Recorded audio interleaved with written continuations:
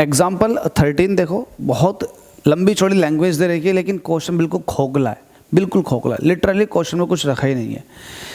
आपसे कह रहा देखो एनसीईआरटी के अंदर गिवन है, जो बच्चे कहते हैं कि सर एनसीईआरटी लगवा दो सिर्फ, तो भाई एनसीईआरटी के सारे क्वेश्चन कवर होते हैं हमारी इस बुक के अंदर, सारे के सारे एनसीईआरटी हैं और सारे के सारे वो क्वेश्चंस हैं जो आपके किसी न किसी एग्जाम में पूछे गए हैं, किसी न किसी स्टेट में पूछे गए। इस क्वेश्चन को देखो, एग्जाम्पल 13 के अंदर हमसे कह रहा है a man wishes to estimate the distance of a tower from him, वो एक टावर की हाइट को फाइंड आउट करना चाह रहा। यहाँ तक बात पूरी हो गई।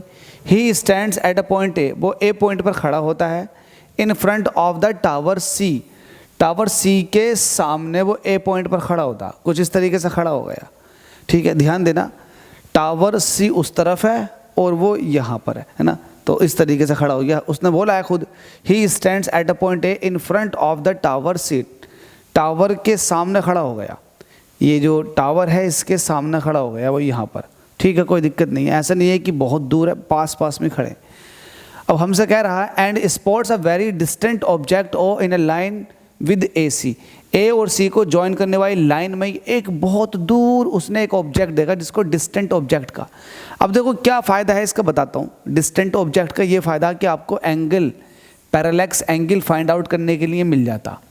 डिस्टेंट ऑब्जेक्ट का बस ये फ़ायदा होता है क्योंकि इससे आप पैरेलैक्स एंगल फाइंड आउट कर लेते हो। तो हमसे कह रहा है कि एक डिस्टेंट ऑब्जेक्ट है ये, बिल्कुल सही है।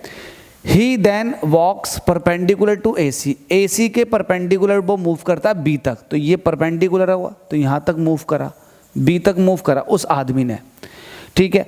अ डिस्टेंस ऑफ 100 मीटर, तो ये डिस्टेंस जो है वो 100 मीटर की, यहाँ तक बात क्लियर समझ में आ गई होगी। एंड लुक्स एट ओ, फिर से उसने उस डिस्टेंट ऑब्जेक्ट को देखा, and looks at O and C, उसने ओ को भी देखा और सी को भी देखा, ठीक है। ओ तो आपका डिस्टेंट ऑब्जेक्ट है और सी ये दे रखा। हमसे कह रहा since O is very distant, जो ओ ऑब्जेक्ट है ये बहुत दूर है, जब दूर है the direction of B O, तो जो बी ओ की डायरेक्शन होगी वो लगभग प्रैक्टिकली सेम होगी ए ओ की डायरेक्शन के। मतलब ये ओ ऑब्जेक्ट इतनी दूर है कि यहाँ से देखोगे तो वही डायरेक्शन आएगी जो यहाँ से आएगी देखने पर, तो डायरेक्शन प्रैक्टिकली सेम होगी।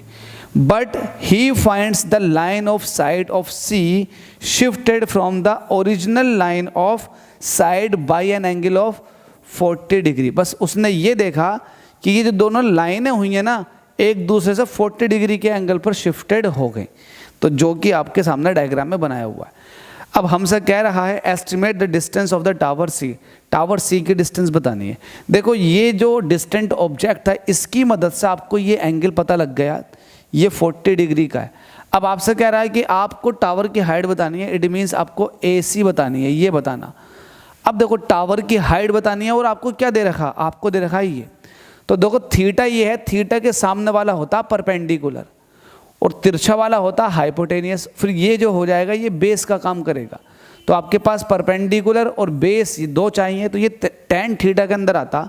आप लिखोगे यहाँ पर सॉल्यूशन में इन ट्राइंगल, ट्राइंगल का नाम क्या हो जाएगा, C A B CAB, tan theta जो होगा वो होगा perpendicular, that is A B, perpendicular का काम ए बी करेगा थीटा के लिए, और बेस का काम करेगा ए सी।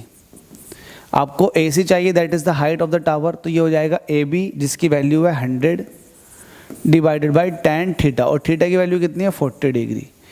अब tan 40 डिग्री की बच्चों को वैल्यू नहीं पता होती है, तो वो क्या देते हैं, ट्रिग्नोमेट्रिक टेबल देते हैं, वो वाली टेबल जिसमें आपको किसी भी एंगल की वैल्यू फाइंड आउट करनी आती है। तो वहाँ पर tan 40 की वैल्यू देखिएगा 0.8391 मिलेगी आपको। तो जब 100 को डिवाइड करेंगे 0.8391 से, अब देखो 100 को डिवाइड कर रहा हूँ 0.8391 से, तो मतलब जो 0.8391 है ये एक से छोटा है। जब एक से छोटे से किसी नंबर को डिवाइड करते हो तो जो ओवरऑल रिजल्ट आता है वो उस नंबर का भी बड़ा आता।